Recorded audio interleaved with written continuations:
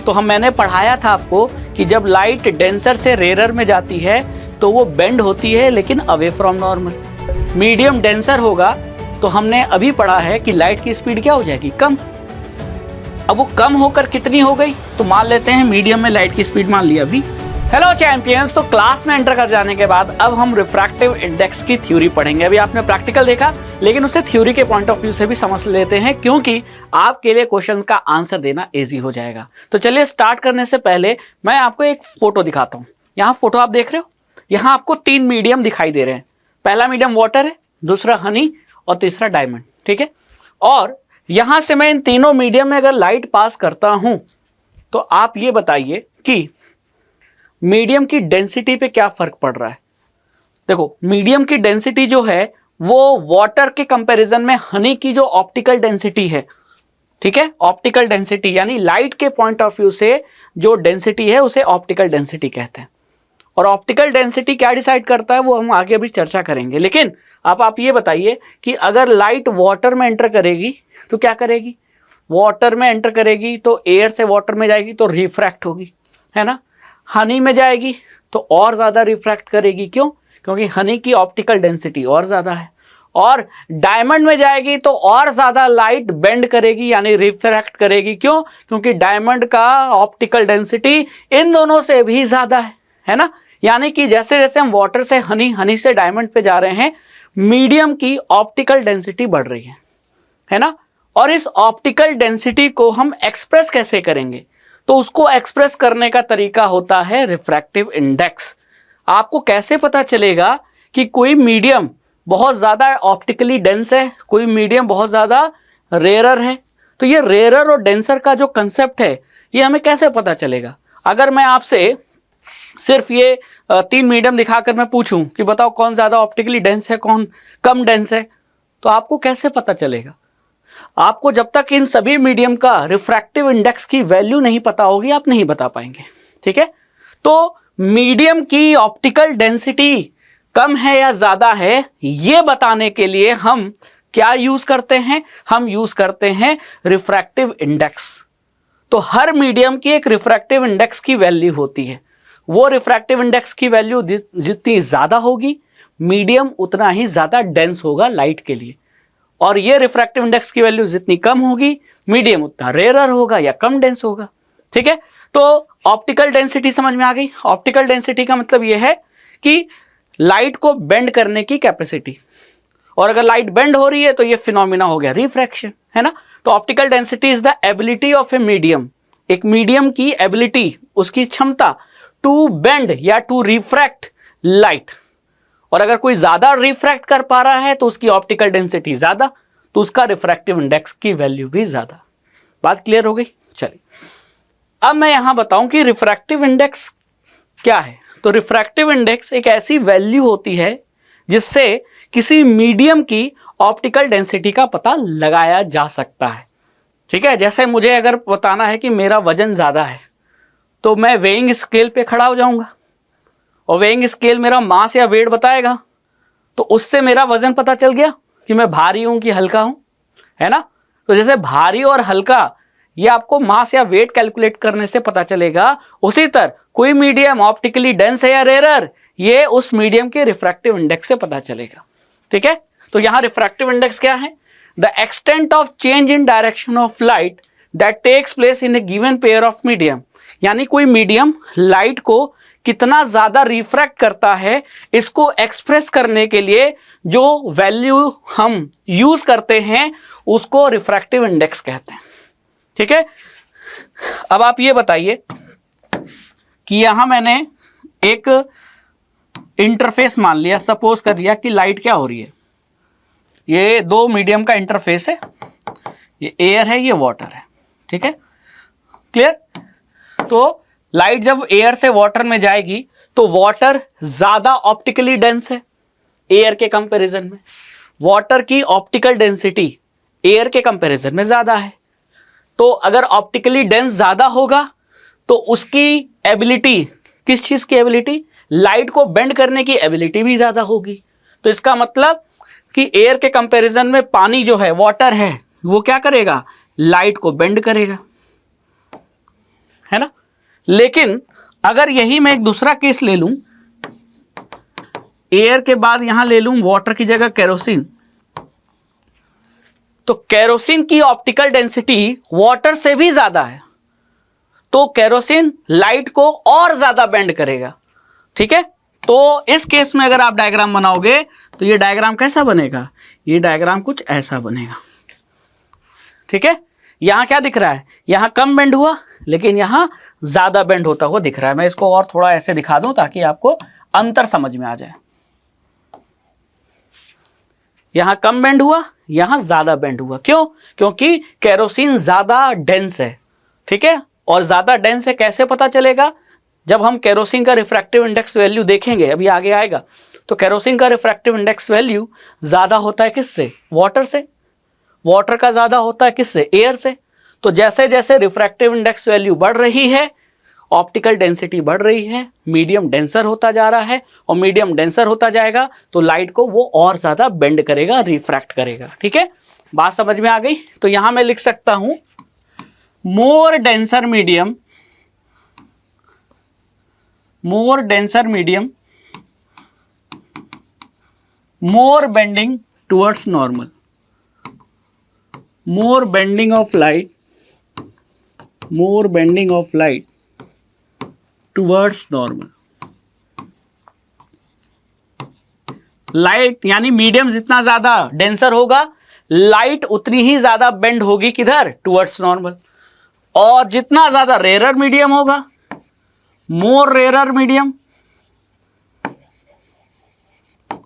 More rare medium, more bending of light, लेकिन इस बार towards नहीं, इस बार away from normal, away from normal, है ना। क्योंकि अगर रेयर है मीडियम, तो मैंने पढ़ाया था आपको कि जब लाइट डेंसर से रेयर में जाती है तो वो बेंड होती है लेकिन अवे फ्रॉम नॉर्मल। तो अगर वो और ज्यादा रेयर मीडियम में जा रही है तो और ज्यादा नॉर्मल से अवे बेंड होगी, है ना। तो ये आपको दो चीजें याद रखनी है। Done, clear. चल, अब एक चीज हमको ये देखना है कि रिफ्रैक्टिव इंडेक्स को लाइट की स्पीड से हम रिलेट कर सकते हैं, दोनों का आपस में एक रिलेशन होता है। अब आप ही बताइए, अगर मैं इस फोटो में इन तीनों मीडियम से क्या पास करूं, लाइट पास करूं, तो लाइट की जो स्पीड है वो वाटर में, फिर हनी में, फिर डायमंड में, तो कहां लाइट की स्पीड सबसे ज्यादा होगी, तो आप कहोगे वाटर में। हनी में और स्पीड कम हो जाएगी लाइट की, डायमंड में और कम हो जाएगी। यानी मीडियम जैसे जैसे डेंस होता जा रहा है, मीडियम की रिफ्रैक्टिव इंडेक्स की वैल्यू जैसे जैसे बढ़ती जा रही है, लाइट की स्पीड वैसे वैसे कम होती जा रही है। यानी रिफ्रैक्टिव इंडेक्स तो बढ़ रहा है लेकिन लाइट की स्पीड कम हो रही है। तो कैसा रिलेशन है, इनवर्सली प्रोपोर्शनल, डायरेक्टली प्रोपोर्शनल नहीं। तो यहां से कंक्लूजन क्या निकला कि रिफ्रैक्टिव इंडेक्स, किसी मीडियम के रिफ्रैक्टिव इंडेक्स और उस मीडियम में लाइट की स्पीड का आपस में कैसा रिलेशन होता है, इनवर्स रिलेशन होता है। इसीलिए अगर हम एक फिगर ड्रॉ करके, मान लो हमने मान लिया कि ये पहला मीडियम N1 है, ये दूसरा मीडियम N2 है। ठीक है, अब लाइट आई, क्लियर, और ये इस तरीके से बेंड हो गई। तो अब आप ही बताइए किधर बेंड हुई है, तो आप कहोगे सर ये तो टुवर्ड्स नॉर्मल बेंड हुई है। तो अगर ये टुवर्ड्स नॉर्मल बेंड हुई है तो आप ही बताओ फिर डेंसर और रेयर मीडियम कौन हुआ, तो ये वाला मीडियम रेयर होगा, ये वाला मीडियम डेंसर होगा।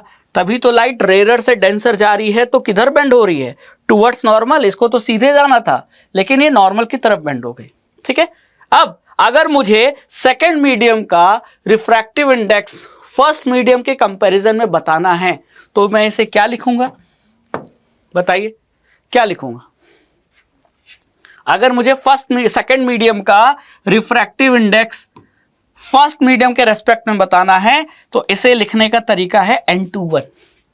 तो N21 आपके एनसीईआरटी में भी लिखा है, इसका मतलब refractive index of second medium with respect to first medium. और इसको मैं ऐसे भी लिख सकता हूं, N2/N1, चाहे ऐसे लिखूं चाहे ऐसे लिखूं। अब ये वैल्यू स्पीड के साथ किस तरीके से रिलेट होगी? तो पहले मीडियम में मैं मान लेता हूं कि n1 पहला मीडियम है, इसमें लाइट की स्पीड कितनी थी v1, और दूसरे मीडियम में v2। तो रिफ्रैक्टिव इंडेक्स का और स्पीड का आपस में इनवर्स रिलेशन है। तो अगर n2 ऊपर है तो v2 कहां होगा? नीचे। और n1 नीचे है तो v1 कहां होगा? ऊपर। तो यहां से आपको एक रिफ्रैक्टिव इंडेक्स का फॉर्मूला पता चल गया कि refractive index of second medium with respect to first, ये आप निकाल सकते हो इस फॉर्मूले से, speed of light in first medium with respect to second medium, यानी n2 upon n1 is equal to v1 upon v2। मैंने ऐसा क्यों नहीं लिखा? n2 upon n1 is equal to v2 upon v1, ऐसा क्यों नहीं लिखा? ऐसा लिखता तो इसका मतलब ये हो जाता कि refractive index is directly proportional to speed of light, लेकिन हमने अभी पढ़ा कि रिफ्रैक्टिव इंडेक्स इनवर्सली प्रोपोर्शनल होता है। तो अगर इधर 2/1 है तो स्पीड ऑफ लाइट में क्या हो जाएगा? 1/2 हो जाएगा। तो ये आपका गलत है, ठीक है?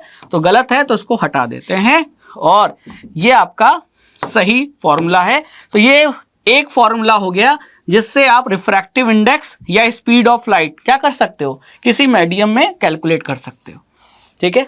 अब एक तरीका और है जिससे आप रिफ्रैक्टिव इंडेक्स निकालना चाहो तो निकाल सकते हो, या किसी मीडियम में स्पीड ऑफ लाइट निकाल सकते हो, ठीक है?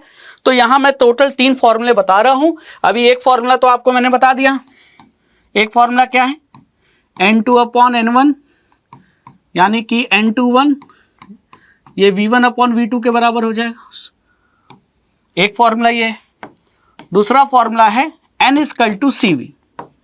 ये फॉर्मूला भी इसी फॉर्मूले से ही पैदा हुआ है। एक फॉर्मूला ये भी है रिफ्रैक्टिव इंडेक्स निकालने का, या कह लो किसी मीडियम में स्पीड ऑफ लाइट पता लगाना है, और अगर आपको उस मीडियम का रिफ्रैक्टिव इंडेक्स पता है तो आप इस फॉर्मूले से निकाल सकते हो, ठीक है? और तीसरा फॉर्मूला होता है, वो होता है sine i upon sine r is equal to refractive index of second medium with respect to first. और इसी लॉ को हम क्या कहते हैं? Snell's law. तो आपको रिफ्रैक्टिव इंडेक्स टॉपिक में टोटल ये 3 फॉर्मूले ध्यान रखने हैं। अगर इस टॉपिक से कभी भी कोई बोर्ड एग्जाम में न्यूमेरिकल बनेगा तो इन्हीं में से किसी एक फॉर्मूले से बनेगा। तो ये तीनों फॉर्मूले आपके पास पता होना चाहिए। तो पहला फॉर्मूला तो पता चल गया कैसे आया। अब फर्स्ट वाले फॉर्मूले से ये सेकंड वाला फॉर्मूला कैसे बना, ये वाला फॉर्मूला कैसे बना, वो मैं बताता हूं। अब देखो, जो एयर का रिफ्रैक्टिव इंडेक्स होता है वो होता है 1। एयर का रिफ्रैक्टिव इंडेक्स कितना होता है? 1 होता है, ठीक है? अब मान लीजिए यहां मैंने दूसरा मीडियम ले लिया, उसका रिफ्रैक्टिव इंडेक्स कितना ले लिया? n, ठीक है? और मैं ये मान के चल रहा हूं कि लाइट एयर से किधर जा रही है? मीडियम, सेकंड मीडियम, जो कुछ भी है। अब सेकंड मीडियम वाटर ले लो, ग्लास ले लो, अल्कोहल, केरोसिन, कुछ भी ले लो, ठीक है? अब आप ये बताइए ध्यान से कि एयर का रिफ्रैक्टिव इंडेक्स 1 होता है, और एयर में लाइट की स्पीड कितनी होती है? एयर में लाइट की स्पीड, या कह लो वैक्यूम में जो लाइट की स्पीड होती है, ठीक है, वो हम c मान के चलते हैं। c मतलब 3 × 10⁸ मीटर पर सेकेंड, यानी 1 सेकेंड में लाइट इतने मीटर डिस्टेंस कवर करता है। लेकिन ये जो लाइट की स्पीड है ये एयर में है। अगर मीडियम डेंसर होगा तो हमने अभी पढ़ा है कि लाइट की स्पीड क्या हो जाएगी? कम। अब वो कम होकर कितनी हो गई? तो मान लेते हैं मीडियम में लाइट की स्पीड मान लिया v। तो अगर आपको क्या करना है, अगर आपको refractive index of second medium with respect to first निकालना है तो हमने फॉर्मूला क्या पढ़ा था? Refractive index of second medium with respect to first मतलब v1 अपॉन v2, ठीक है? अब आप ये बताइए यहां v1 क्या है? v1 मतलब पहले मीडियम में लाइट की स्पीड। अब पहले मीडियम में लाइट की स्पीड क्या मानते हैं? c। v1 upon v2, v2 मतलब सेकेंड मीडियम में लाइट की स्पीड। तो सेकेंड मीडियम की लाइट की स्पीड को हमने कितना मान लिया, ठीक है? अब पहले मीडियम के रिफ्रैक्टिव इंडेक्स कितना है? 1। तो पहला मीडियम n1 का मतलब पहले मीडियम का रिफ्रैक्टिव इंडेक्स, तो ये वैल्यू हम यहां पुट कर देंगे। तो ये फॉर्मूला क्या हो जाएगा? n2 upon 1 is equal to c upon v। और n2 मतलब सेकेंड मीडियम का रिफ्रैक्टिव इंडेक्स, वो हमने कितना माना है, सेकेंड मीडियम ये है, उसका रिफ्रैक्टिव इंडेक्स n माना है, तो हमने n2 की जगह n पुट कर दिया, तो यहां से ये निकला, यहां से ये बन गया, तो ये n/1 का मतलब सिर्फ n भी लिख सकते हैं, ये हो गया n इजकल टू C/V। ये आ गया सेकेंड फॉर्मूला। तो अगर आपको किसी मीडियम का रिफ्रैक्टिव इंडेक्स पता है n, और अगर आपको उस मीडियम में लाइट की स्पीड निकालनी है तो ये फॉर्मूला से निकाल सकते हो, या अगर किसी मीडियम में लाइट की स्पीड पता है, उस मीडियम का रिफ्रैक्टिव इंडेक्स निकालना है तो इस फॉर्मूले से निकाल सकते हो। ठीक है, आ गया समझ में? चलिए अब आता है तीसरा फॉर्मूला, लेकिन तीसरे फॉर्मूले को पढ़ने से पहले अब आप यहां ध्यान से देख लीजिए कि ये कुछ अलग अलग मटेरियल के रिफ्रैक्टिव इंडेक्स का वैल्यू है जो आपके एनसीईआरटी में टेबल के फॉर्म में दे रखा है। ठीक है, अच्छा जब हम बोलते हैं ना, जैसे यहां लिखा हुआ है कि वाटर का रिफ्रैक्टिव इंडेक्स कितना है 1.33, तो ये किसके रेस्पेक्ट में है? क्योंकि यहां हर चीज रेस्पेक्ट के माध्यम से चल रही है, मतलब रेस्पेक्ट के फॉर्म में चल रही है। सेकंड मीडियम का एयर के रेस्पेक्ट में है ना, यहां हमने बोला सेकंड मीडियम का फर्स्ट के रेस्पेक्ट में, तो यानी हर चीज यहां रेस्पेक्ट में है, रेस्पेक्टिव है। तो अगर हम बोल रहे हैं कि पानी का रिफ्रैक्टिव इंडेक्स 1.33 है तो किसके रेस्पेक्ट में? तो ये जान लीजिए कि यहां टेबल में जितने भी मीडियम का रिफ्रैक्टिव इंडेक्स बताया गया है, ये सब कुछ एयर के रेस्पेक्ट में। यानी अगर वाटर का 1.33 है तो एयर के रेस्पेक्ट में, अल्कोहल का 1.36 है तो एयर के रेस्पेक्ट में, ठीक है, और अगर केरोसिन का 1.44 है तो एयर के रेस्पेक्ट में। अब जब भी हम एयर के रेस्पेक्ट में किसी मीडियम का रिफ्रैक्टिव इंडेक्स कैलकुलेट करते हैं तो उसे रिफ्रैक्टिव इंडेक्स भी कह सकते हैं, या उसे एक स्पेशल नाम और भी है, उसे एब्सोल्यूट रिफ्रैक्टिव इंडेक्स भी कह सकते हैं। इसीलिए यहां लिखा हुआ है absolute refractive index of some material media, यानी कि ये जितने भी रिफ्रैक्टिव इंडेक्स की वैल्यू आप दिख रही है मीडियम की, ये सब कुछ कैलकुलेट की गई है एयर के रेस्पेक्ट में। ठीक है, तो ये आपको याद होनी चाहिए, कुछ तो याद होनी चाहिए। आइस का कितना होता है 1.31, वाटर का 1.33, अल्कोहल का 1.36, केरोसिन का 1.44, तो ये याद होना चाहिए। सबसे ज्यादा किसका? डायमंड का। इसीलिए स्टार्टिंग में मैंने आपको ये फोटो दिखाई दी, तो वाटर का कितना होता है 1.33, हनी का कितना होता है 1.4 से लेकर 1.5 के लगभग, और डायमंड का 2.42। तो आप क्या देख रहे हो, जैसे जैसे रिफ्रैक्टिव इंडेक्स की वैल्यू बढ़ रही है, मीडियम उतना ज्यादा डेंसर होता जा रहा है, ऑप्टिकली डेंस होता जा रहा है, देखो है ना, और मीडियम डेंस होता जा रहा है तो लाइट की स्पीड उतनी कम होती जा रही है। तो यानी मीडियम ऑप्टिकली डेंसर है, ये कैसे एक्सप्रेस करेंगे? तो ये बताया था ना, एक्सप्रेस करने के लिए कौन सा टर्म्स यूज करते हैं, ये हम रिफ्रैक्टिव इंडेक्स के फॉर्म में एक्सप्रेस करेंगे। यानी रिफ्रैक्टिव इंडेक्स से आपको सारा आइडिया लग जाएगा। ठीक है, तो ये आपको कुछ मीडियम का रिफ्रैक्टिव इंडेक्स टेबल के फॉर्म में दे रखा है, इसको याद करना पड़ेगा। सारा याद नहीं तो एटलीस्ट आइस का, वाटर का, अल्कोहल का, केरोसिन का, ये सब याद होना चाहिए, है ना। कल को आपको दे दे वाटर, अल्कोहल, केरोसिन, तीनों मीडियम में स्पीड ऑफ लाइट का इंक्रीजिंग ऑर्डर बताओ, तो जब पता होगा ना कौन डेंसर है कौन रेयरर, तब तो बता पाओगे। और डेंसर रेयरर कैसे पता लगाओगे? जब आपको उस मीडियम की रिफ्रैक्टिव इंडेक्स की वैल्यू पता हो। जितनी ज्यादा वैल्यू, मोर रिफ्रैक्टिव इंडेक्स, हायर डेंसिटी। ठीक है, चलिए अब एक स्नेल्स लॉ होता है, स्नेल्स लॉ से भी रिफ्रैक्टिव इंडेक्स कैलकुलेट किया जा सकता है। कैसे? देखो, मान लेते हैं वही केस, लाइट क्या कर रही है, लाइट यहां एंटर कर रही है, ठीक है,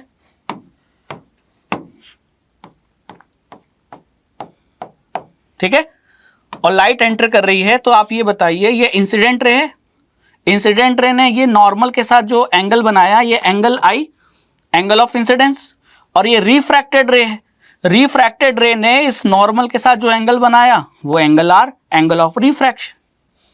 तो इस एंगल आई की साइन वैल्यू साइन आई, जैसे अगर ये 60 डिग्री होता तो ये साइन 60, अगर ये 30 डिग्री होता तो साइन 30, और एंगल आर की साइन वैल्यू साइन आर, इन दोनों का जो रेशियो है, जैसे अगर मुझे यहां लेना हो तो मैं क्या करूंगा, मैं साइन, जैसे ये मान लो 60 डिग्री है ना, और ये मान लो 30 डिग्री है, तो मैं यहां क्या लिखूंगा, साइन आई मतलब sine 60 degree upon sine r कितना है, आर एंगल है 30 डिग्री। तो ये आपका निकल कर आ गया refractive index of second medium with respect to first. और इस तरीके से जहां एंगल दिया हो और रिफ्रैक्टिव इंडेक्स कैलकुलेट करना हो तो समझ जाइए स्नेल्स लॉ का ये फॉर्मूला लगाकर आप रिफ्रैक्टिव इंडेक्स निकाल सकते हैं, जहां आपको एंगल की साइन वैल्यू पुट करनी पड़ेगी। और साइन वैल्यू आपको याद होता है, साइन 30 कितना होता है, ट्रिग्नोमेट्री में टेबल दिया रहता है, वहां से आप याद रख सकते हैं। ठीक है, क्लियर? मैथ्स की बुक खोलना, सारे टेबल दिख जाएंगे। क्लियर है, बात समझ में आई? और कोई डाउट है ना? तो यहां अब कोई डाउट नहीं आएगा। अब एक चीज ये भी जान लो कि इस पे क्वेश्चन न्यूमेरिकल भी बनते हैं, थ्योरेटिकल क्वेश्चन भी बनते हैं। ठीक है, तो कुल मिलाकर मैंने आपको इंपॉर्टेंट चीज डिस्कस करके बता दी। ठीक है, और यहां एक बात ध्यान रखना कि ये चीज भी याद रखना कि रिफ्रैक्टिव इंडेक्स का स्पीड ऑफ लाइट के साथ इनवर्स रिलेशन है। ठीक है, मोर डेंसर मीडियम, जितनी ज्यादा डेंसिटी होगी मोर रिफ्रैक्टिव इंडेक्स, उतनी ज्यादा रिफ्रैक्टिव इंडेक्स की वैल्यू होगी। मोर रिफ्रैक्टिव इंडेक्स, ठीक है, मोर रिफ्रैक्टिव इंडेक्स वैल्यू, और जितनी ज्यादा रिफ्रैक्टिव इंडेक्स की वैल्यू होगी lesser the speed of light, उतनी कम लाइट की स्पीड होगी, lesser the speed of light. ठीक है, डन। चलिए, तो आई होप कि प्रैक्टिकल और थ्योरी से अब आपको ये जो रिफ्रैक्टिव इंडेक्स का जो कंसेप्ट है वो समझ में आ गया होगा। तो आज के वीडियो के लिए इतना ही। ठीक है, thank you so much. Channel को जरूर सब्सक्राइब कीजिए ताकि आपको थ्योरेटिकल और प्रैक्टिकल दोनों नॉलेज मिल सके हर चैप्टर का इस चैनल पे। तो मिलते हैं नेक्स्ट वीडियो में। Thank you, tata, bye bye, जय हिंद।